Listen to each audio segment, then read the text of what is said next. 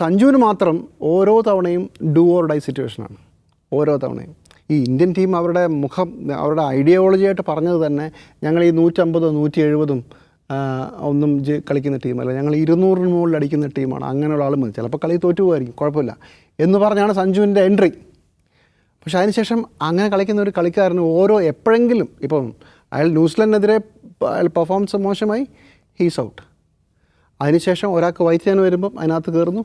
അതിനുശേഷം ആ മാറിയ ആൾ തിരിച്ചു വന്ന് മോശമായി അത്ര നന്നായി കളിക്കാതിരുന്നിട്ടും അയാൾക്ക് ടീമിൽ സ്പേസ് ഉണ്ട്. സഞ്ജുവിൻ്റെ ടീമിൽ സ്പേസ് ഇല്ല. ഓഫ് കോഴ്സ് സഞ്ജു പെർഫോം ചെയ്യാത്തപ്പോഴാണ് സഞ്ജു മാറിയിട്ടുള്ളതെന്ന കാര്യത്തിൽ തർക്കമൊന്നുമില്ല. പക്ഷേ ഈ ആനുകൂല്യം അല്ലെങ്കിൽ ഈ കണിശത മറ്റു പല കളിക്കാരോടും ഇന്ത്യൻ ടീം കാണിച്ചോ എന്നൊരു സംശയം പലയിടത്തും വരുന്നുണ്ട്.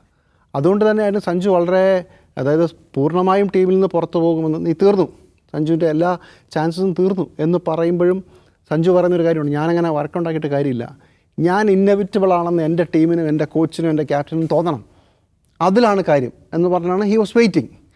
ആ വയറുവേദനയുടെ രൂപത്തിലായിരിക്കും വന്നിട്ടുണ്ടാവുക. സഞ്ജുവിന് ആ ചാൻസ് കിട്ടി, ആ ലാസ്റ്റ് ചാൻസിൽ സഞ്ജു കയറി കളിക്കുകയാണ്. ഇനിയും സഞ്ജുവിനെ പക്ഷേ ഇനി ഒതുക്കാൻ പറ്റില്ലായിരിക്കും.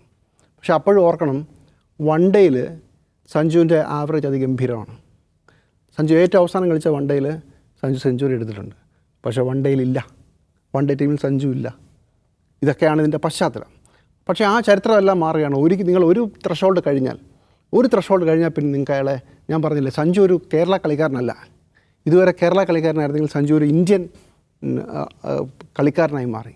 ഇനി സഞ്ജുവിനെ ആര് പിടിച്ചാലും കിട്ടില്ല. സഞ്ജുവിനോട് കുറച്ചുകൂടെയൊക്കെ ക്ഷമിക്കാനും ഒരാളുടെ ഫോം നഷ്ടപ്പെട്ടിട്ടില്ലെങ്കിൽ അയാളെ നിലനിർത്തുക എന്ന ഒരു ക്രിക്കറ്റിൻ്റെ രീതിയുണ്ടല്ലോ, ആ ആനുകൂല്യം സഞ്ജുവിന് ഇനിയും കിട്ടും എന്നാണ് ഞാൻ വിചാരിക്കുന്നത്. ഇനിയെങ്കിലും കിട്ടും എന്നാണ് ഞാൻ വിചാരിക്കുന്നത്.